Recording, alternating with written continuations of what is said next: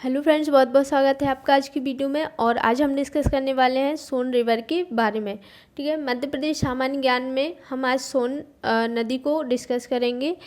और इससे पहले हम डिस्कस करेंगे बेतवा नदी के बारे में। जो कुछ पिछली वीडियो का कुछ पॉइंट बाकी रह गए थे बेतवा नदी के बारे में, तो हम पहले उनको डिस्कस करेंगे और उसके बाद हम डिस्कस करेंगे सोन नदी के बारे में। तो आई होप आपको ये कंटेंट और वीडियो अच्छी लगी हो,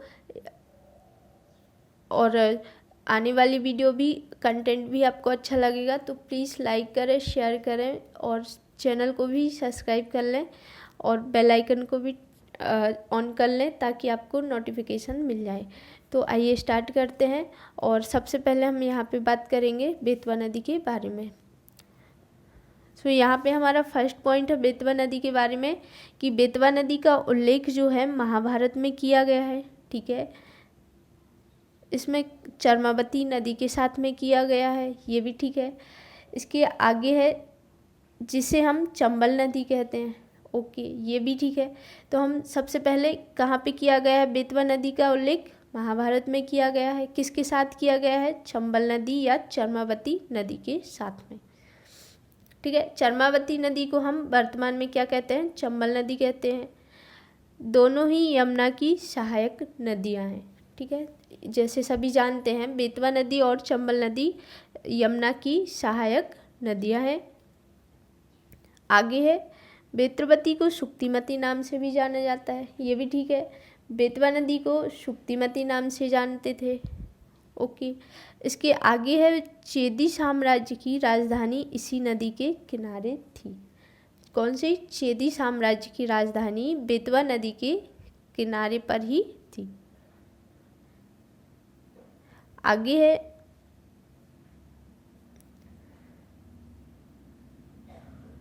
बेतवा नदी को 12 पुराण में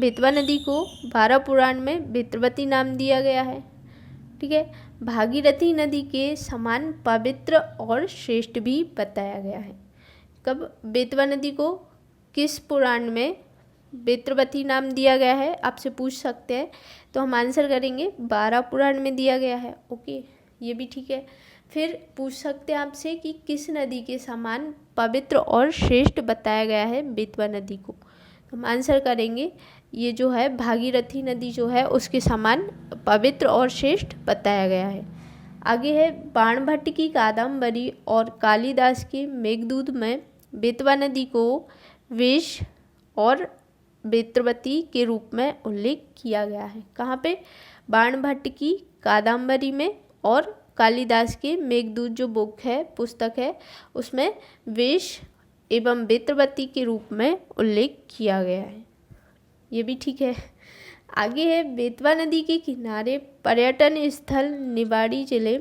ठीक है, पर्यटन स्थल जो है कहाँ पे है? निवाड़ी जिले में, ये ओरछा। ठीक है, पर्यटन स्थल जो है ओरछा कहाँ पे है? निवाड़ी जिले में है।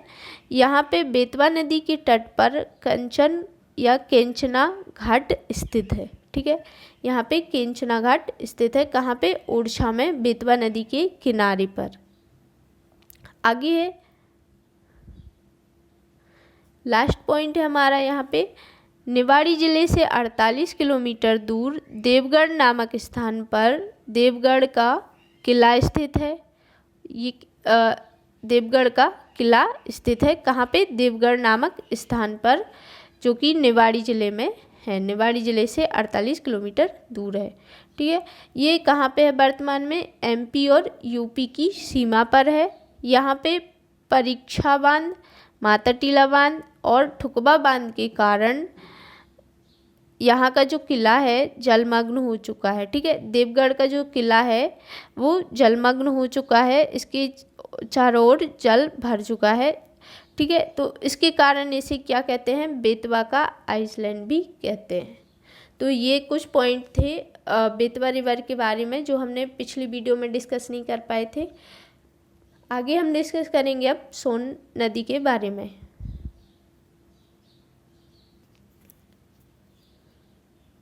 तो इसके बाद हम करेंगे डिस्कस सोन नदी के बारे में। और सोन नदी में हम सबसे पहले डिस्कस करेंगे इसका उद्गम कहाँ से होता है। उद्गम स्थल यहाँ पे दिया हुआ है मैकाल पर्वत श्रेणी के अंतर्गत अनूपपुर जिले में अमरकंटक की चोटी से सोन नदी का उद्गम होता है। यहाँ पे शॉर्ट में भी दिया हुआ है मैकाल पर्वत श्रेणी, अनूपपुर जिला, अमरकंटक की चोटी, यहाँ से सोन नदी का जो है उद्गम होता है। आगे है समाप्ति। ठीक है, सोन नदी की समाप्ति कहाँ पर होती है? तो आरा बिहार में, जो कि पटना ज़िले में है। आरा बिहार पटना ज़िले के रामनगर दीनापुर के समीप गंगा नदी में ये सोन नदी मिल जाती है। आगे है गंगा नदी की प्रायद्वीपीय भारत की सबसे बड़ी सहायक नदी है। प्रायद्वीपीय भारत, हमारा जो प्रायद्वीपीय भारत है, इस तरह से ये वाला जो पार्ट है भारत का, इसे हम प्रायद्वीपीय कहते हैं या प्रायद्वीपीय भारत कहते हैं। तो ये जो पार्ट है, यहाँ से हमारी सोन नदी जो है यहाँ पे यमुना में जाती है, तो इसे हम क्या बोलते हैं? प्रायद्वीपीय भारत की सबसे बड़ी सहायक नदी। किसकी? गंगा की। आगे है सोन नदी अनूपपुर, शहडोल, रीवा, सिंधी जिले में बहती है। कहाँ पे? एमपी के जो ज़िले हैं अनूपपुर, शहडोल, रीवा, सिंधी आदि ज़िले में ये सोन नदी बहती है, मध्य प्रदेश के। इसमें है लंबाई 780 किलोमीटर है।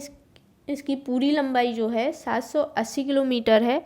और अगर हम मध्य प्रदेश में बात करें तो ये 509 किलोमीटर इसकी लंबाई है, या 509 किलोमीटर जो है एमपी में बहती है। इसका अपवाह क्षेत्र 17,900 किलोमीटर इसकी जो है पूरा अपवाह क्षेत्र है। आगे है मध्य प्रदेश के सिंधी जिले से, ठीक है, मध्य प्रदेश के सिंधी जिले से उत्तर प्रदेश के सोनभद्र जिले में प्रवेश करती है। इसके सर्वेक्षणकर्ता निसार अहमद हैं। सोन नदी की सहायक नदियां हैं जोहिला, गोपद, कन्हर, उत्तरी कोयल और जो रेहंद है, रेहंद नदी, ये सभी इसकी सहायक नदियां हैं। आगे नेक्स्ट है बिहार में सोन नदी, एक मिनट रुकेंगे।